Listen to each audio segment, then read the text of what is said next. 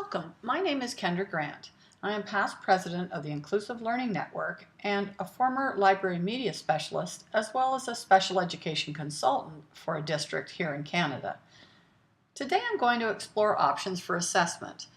I believe in order for us to ensure our classrooms are accessible, we need to start with the curriculum goals and assessment. Backwards design, if you will, to ensure we aren't disabling our students from the outset. I'm going to highlight an assessment and portfolio platform called FreshGrade. Here's a brief example of a student's portfolio in FreshGrade to give you a sense of what FreshGrade looks like and the many variety of ways it helps students demonstrate, talk about, and share their learning. I'll review the tool in a few minutes. First, I'd like to start with the term assessment. It often means different things to different people. Assessment is more than evaluation. It is more than a summative process to gather marks for an assignment or report card. I like this definition from a document called Growing Success from the Ministry of Ontario. Assessment is the process of gathering information that accurately reflects how well a student is achieving the curriculum standards in a subject or course. The primary purpose of assessment is to improve student learning. It then goes on to say, assessment for the purpose of improving student learning is seen as both assessment for learning and assessment as learning. As part of assessment for learning, teachers provide students with descriptive feedback and coaching for improvement. Teachers engage in assessment as learning by helping all students develop their capacity to be independent, autonomous learners who are able to set individual goals, monitor their own progress, determine next steps, and reflect on their thinking and learning. Here's another way to look at it for those who prefer a visual image. Assessment of learning is summative, with the teacher as owner with the goal of providing a mark or grade.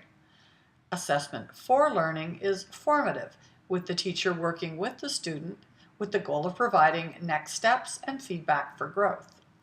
Assessment as learning is metacognitive, with the student as owner with the goal of understanding themselves as learners. The downward arrow represents the intrinsic motivation and engagement that occurs as students take ownership of and better understand their own learning. As I mentioned earlier, I see assessment as vital in the creation of accessible learning tasks, aligning nicely with my understanding of universal design for learning. One of UDL's main assumptions and beliefs is that our curriculum goals should be separate from the means to demonstrate them. Here's a short video clip by Mindy Johnson of CAST, who explains this perfectly. Universal design for learning makes the assumption that knowledge goals related to the understanding of concepts, content, and facts should, when possible, be separate from skill goals such as writing an essay, giving a speech, or computation. Often goals are confounded with double goals, or the means of attaining one goal is linked to the goal itself. For example, take these two typical learning goals. Both actually represent two goals each: a skill goal, such as writing an essay or delivering a speech, and a concept goal that includes historical understanding. UDL wants us to separate these goals, or in other words, separate the means from the goal. If the goal is understanding the importance of the historical events, there are many ways for students to demonstrate their knowledge that acknowledges learner variability. When we compound goals, it's difficult to determine whether a student was unsuccessful because of a lack of understanding or if they had difficulty with the means of expressing what they know. Just as we need to separate curriculum goals from the method of evaluating them, we also need to ensure that our assessment methods do not hinder students from demonstrating what they understand, know, and can do. If the means interferes with the demonstration, then our feedback and support may also be ineffective. Let's use the example provided in a recent blog post by assessment expert Damien Cooper called "What is Triangulation in the Assessment Context?"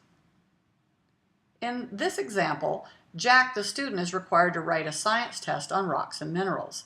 He was engaged and interested throughout the unit and actively participated in all of the learning discussions and activities. Unfortunately, Jack failed the test. Jack has learning differences that interfere with memory and written language. It's little wonder he failed. As Damien notes, so in reality, this wasn't a science test for Jack, it was a reading test. In the example, the teacher documents Jack's understanding by speaking with him and recording his ideas. This is an excellent accommodation, but could prove to be time-consuming, and it also doesn't take into account the other learners who might need more accessible assessment as well. This is where FreshGrade can support all learners and all areas of assessment, of, for, and as learning. By triangulating data, that is, capturing observations, conversations, and products, not only does the teacher have more reliable data, after all, we know Jack has difficulty writing, so his responses don't show his understanding, but the learner comes to better understand themselves as well. As John Hattie's research suggests, formative assessment, ongoing feedback, and student reflection all support student learning. By using digital portfolios and intentionally considering how learners access information and show what they know, we can make learning and assessment more accessible for a wide variety of learners. Now let's go explore the student portfolio aspect of FreshGrade to give you some examples in context. I'll begin with kindergarten to third grade examples. On the left, the activity includes a video of the learner's understanding of addition. The video provides excellent information for the teacher or next steps for the learner. On the right is an assessment by a student. In this case, they wrote a comment, as did their parent. The option to use speech to text on their iPad or phone, or have a scribe, if in primary grades, allows all learners to express their ideas and reflections fully. The final example is an excellent example that captures learning over time. Young students quickly forget earlier attempts at learning. This example shows the improved reading skills of a first grade student. Come here. That's right.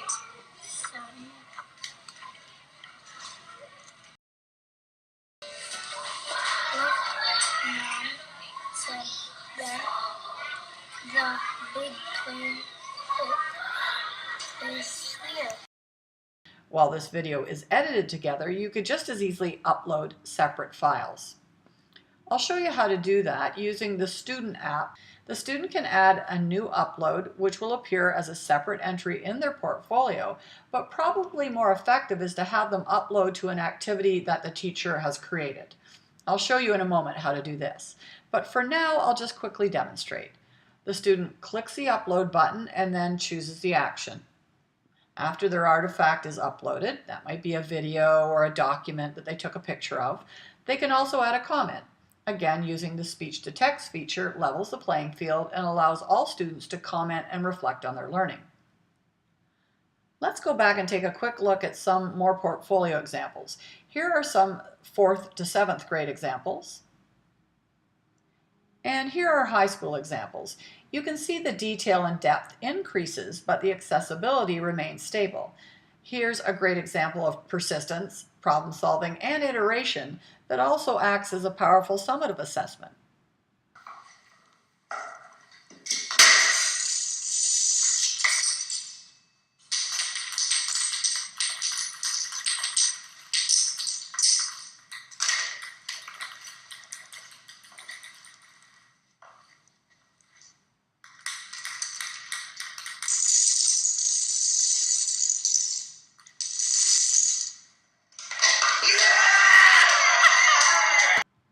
To complete my talk today, I'll quickly go into the web version of FreshGrade for teachers. Here is where teachers can intentionally design learning to make it more accessible. This is where the teacher creates the activities that you saw, the top information that was in each student's portfolio.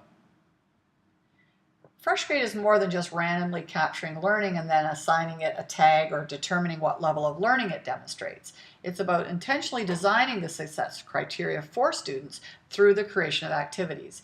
You'll see on the top there is a portfolio tab where I can see all the students' portfolios. There's also a reporting tab for summative reporting and slideshows.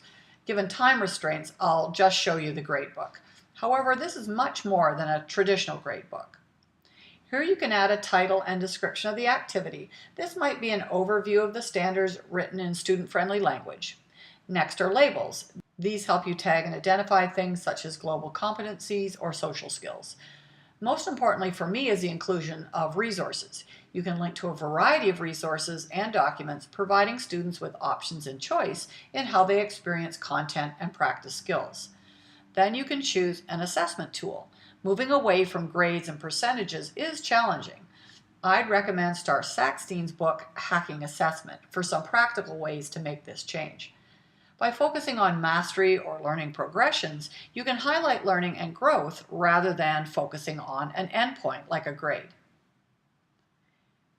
Here's an example of a 9th grade math teacher who focuses on math mastery, allowing the students to return to their portfolio to demonstrate mastery over time. You'll see the mastery symbols show the student clearly where they need to improve. The student then uploads their new attempt and the teacher reassesses. Finally, back in FreshGrade, you can choose what students receive the activity in their portfolio.